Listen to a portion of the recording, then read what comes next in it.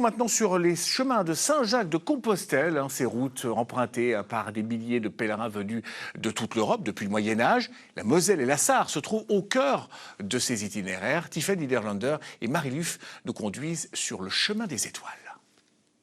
Même ici, à plus de 2500 km de la destination, les chemins vers Saint-Jacques-de-Compostelle sont bien vivants. Je vous emmène aujourd'hui sur le chemin des étoiles, un projet transfrontalier qui depuis 20 ans met en valeur ces itinéraires dans notre région. Alors pourquoi étoiles? Eh bien parce qu'au Moyen-Âge, les pèlerins s'orientaient grâce à la Voie lactée. Nous, on va plutôt suivre les coquilles. Allez, venez, c'est parti.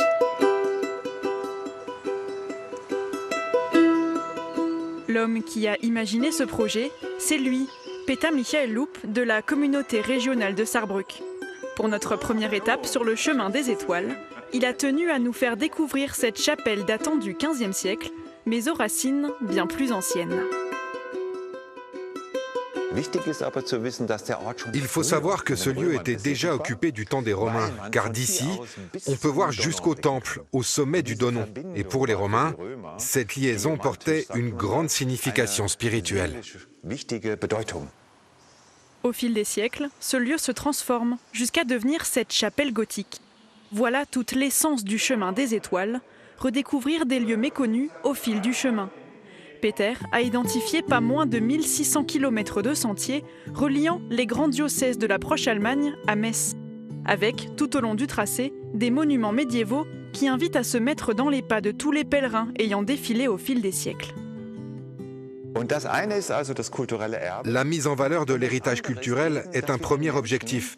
Le deuxième, c'est d'amener les gens qui viennent visiter ces lieux à se poser cette question: qu'est-ce qui unit l'Europe au plus profond d'elle-même? Pour faire vivre le chemin des étoiles, Peter rencontre régulièrement des Lorrains et des Alsaciens qui valorisent le projet côté français. Ce matin, il rejoint Valentin devant cette chapelle où se trouvait autrefois un pont vers la France. En me promenant dans le secteur du Steinart, je me suis rendu compte qu'il y avait deux chemins de Saint-Jacques-de-Compostelle avec souvent ce genre de panneaux. Et je voulais initier ça sur le secteur de Sarreguemines, Forbach et du Steinart entre. Car dès le Moyen-Âge, des chrétiens de tous les horizons se rencontraient sur les chemins vers Saint-Jacques. Ce pèlerinage aurait ainsi posé les bases mêmes de l'Union européenne et de ses valeurs d'ouverture et de paix. Le regard porté sur d'autres cultures, c'est toujours la base d'une vision démocratique et ouverte du monde. Voilà les valeurs que transporte ce chemin des étoiles. L'idée première de Robert Schuman, c'était qu'avant de devenir une unité économique, l'Europe devait d'abord être une unité culturelle. Et dans son discours, il a dit quelque chose de très poétique: l'Europe doit se donner une âme. Et qui dit chemin de Compostelle, dit bien sûr auberge. À Auersmacha, une association a entièrement rénové une ancienne ferme vieille de plus de 200 ans. On peut y passer la nuit pour une vingtaine d'euros, le tout dans un décor très typique. Entre 70 et 80 pèlerins font étape ici chaque année. On ne voulait pas que ce lieu devienne un musée avec des vitrines exposant des livres ou des objets du passé. On voulait que la maison vive. C'est comme ça que le concept est né. Les pèlerins peuvent y passer la nuit. On peut même se marier ici.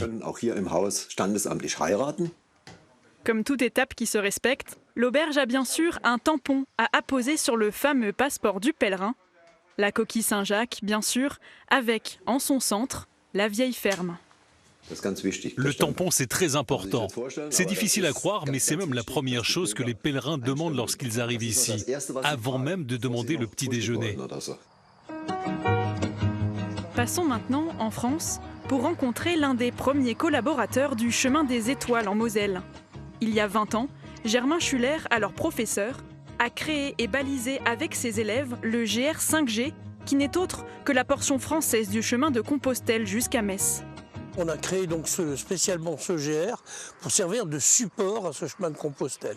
Comme c'est un GR, c'est balisé blanc et rouge. La coquille de Compostelle symbolise le chemin.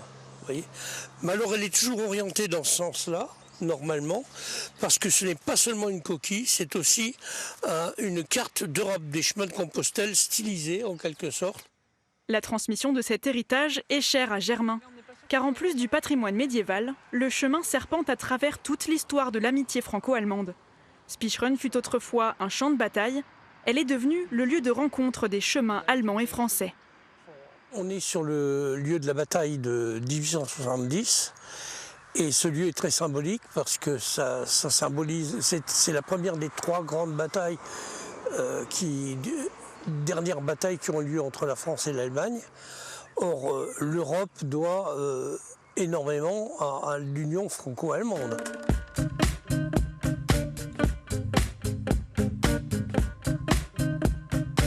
L'itinéraire se poursuit vers Metz et bien sûr sur plus de 2000 km jusqu'en Espagne.